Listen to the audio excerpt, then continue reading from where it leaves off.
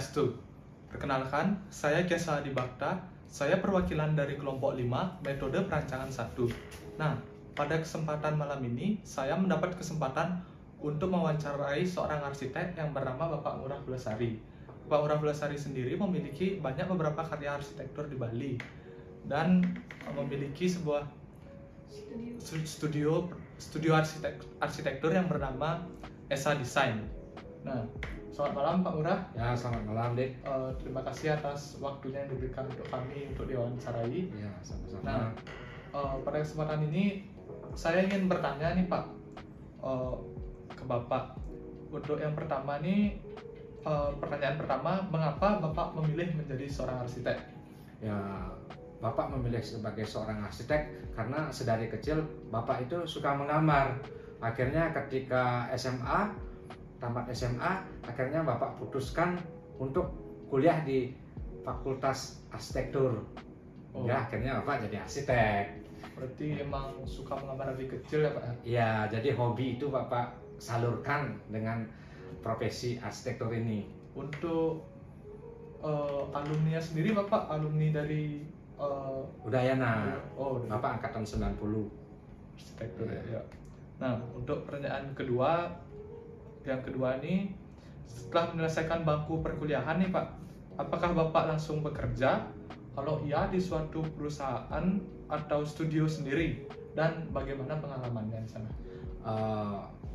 Selepas kuliah dari Fakultas Teknik Arsitektur, Bapak memutuskan dengan teman-teman yang sehati untuk membuat sebuah wadah studio.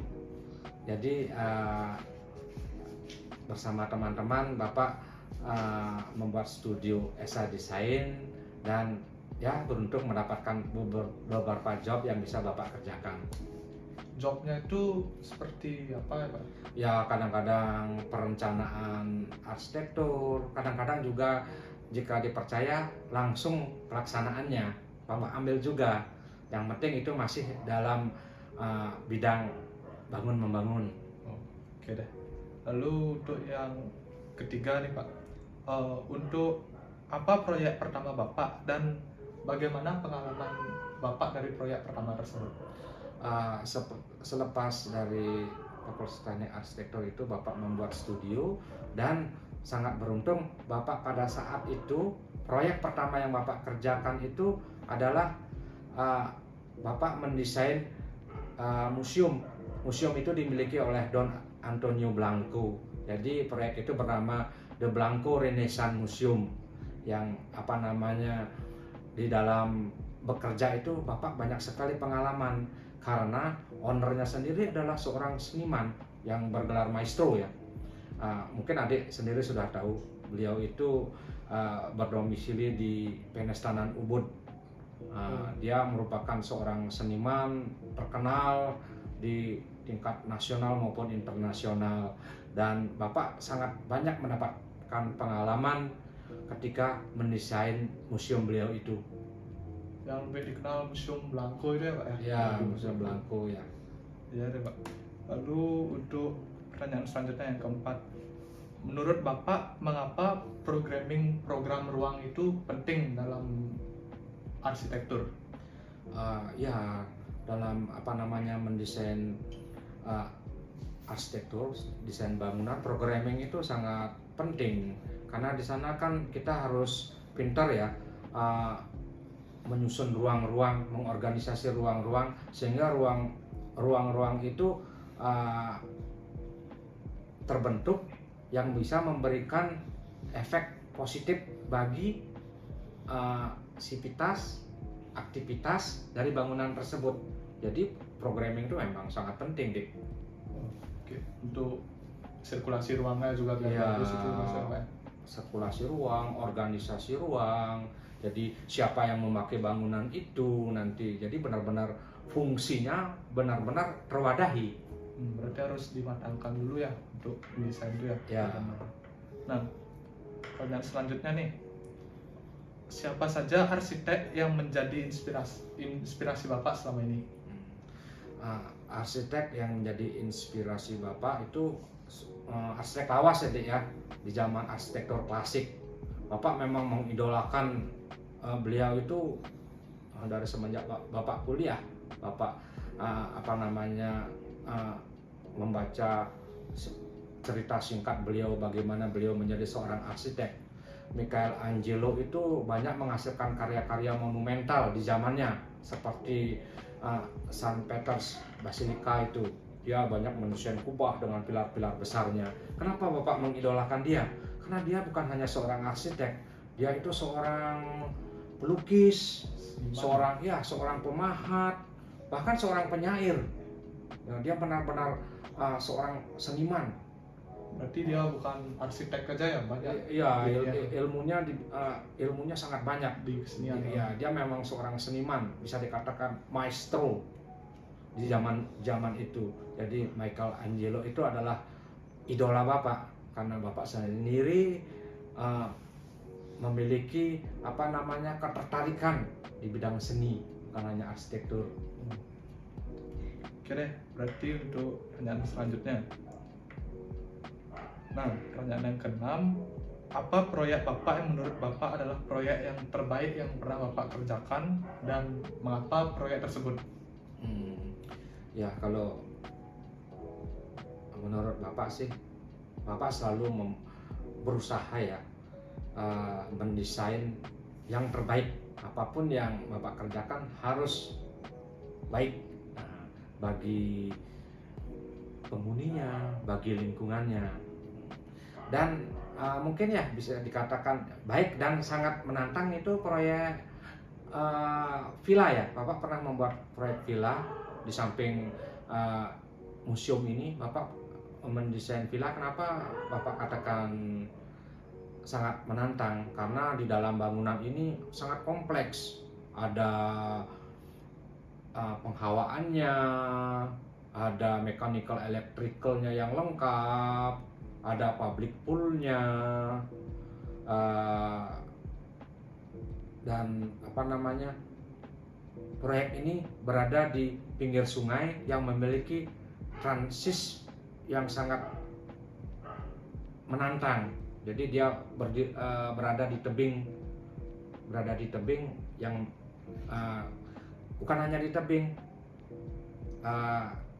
komplek itu pun berada di proyek perumahan sehingga Bapak bisa mendesain villa di sana. Jadi karena kekompleksitasan itulah, jadi ilmu yang Bapak pelajari semasa kuliah bisa Bapak terapkan di proyek di situ. Berarti itu bangunan villa ya, Mas? Iya, bangunan villa. Jadi kalau adik mau belajar ya di proyek villa itu, adik sudah mendapatkan segalanya. Oh, tentang AC, oh tentang pompa kolam renang ada di sana. Nah, seperti itu. Nah, untuk pertanyaan selanjutnya, dalam mendesain itu apa yang menjadi ciri khas Bapak dalam mendesain suatu bangunan dari segi bentuk atau konsep ataupun gaya arsitekturnya? Yang menjadi ciri khas ya desain Bapak itu, Bapak berusaha mendesain itu menyatu dengan alam. Trihita Karana gitu ya? Itu salah satu daripada Trihita Karana. Kalau kita menjadi seorang arsitek di Bali, kita harus memegang Trihita Karana itu. Jadi desain kita itu harus selaras pada alam lingkungan, selaras pada manusia, penghuni, pemakainya, selaras pada Beliau yang Maha Kuasa. Jadi dengan kita mampu memberikan keselarasan kepada 3 poin itu, jadi karya arsitektur kita akan baik dan memiliki manfaat bagi semuanya. Jadi kalau realitasnya ya, singkatnya, apa yang menjadi ciri khas arsitek Bapak itu? Jadi Bapak memadukan garis-garis vertikal, garis-garis horizontal yang tegas yang Bapak aplikasikan dengan pemanfaatan bahan natural yang memiliki kualitas yang kuat. Seperti itu. Jadi Bapak berusaha bangunan itu memiliki daya tahan yang cukup lama. Jadi nggak mudah kaleng-kaleng gitu.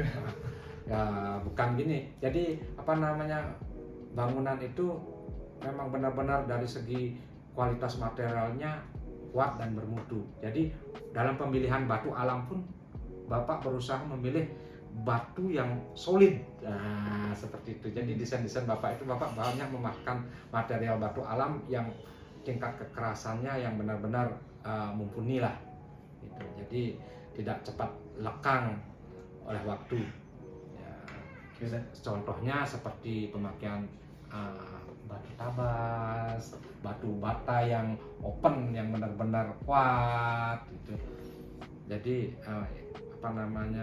ya kayak batu pilah. Jadi batu-batu itu memang batu-batu solid yang Bapak manfaatkan, itu menjadi ciri khas desain Bapak dari dulu.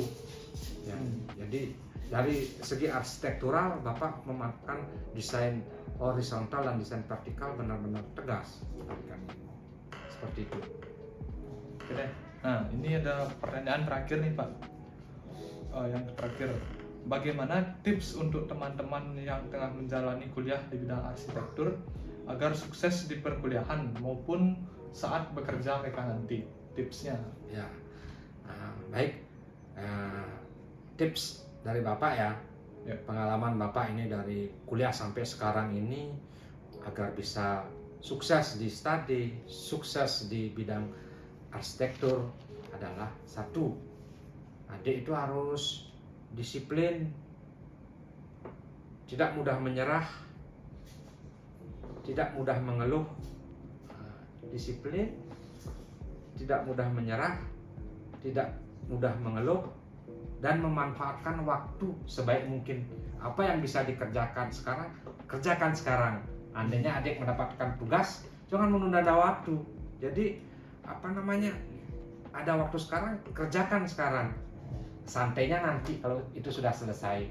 Kalau adik bisa berpegang seperti itu akan ke bawah-bawah nanti pada saat adik menjadi seorang arsitek bekerja di proyek nanti. Seperti itu. Itu tips Bapak agar kita bisa sukses ya. Seperti itu.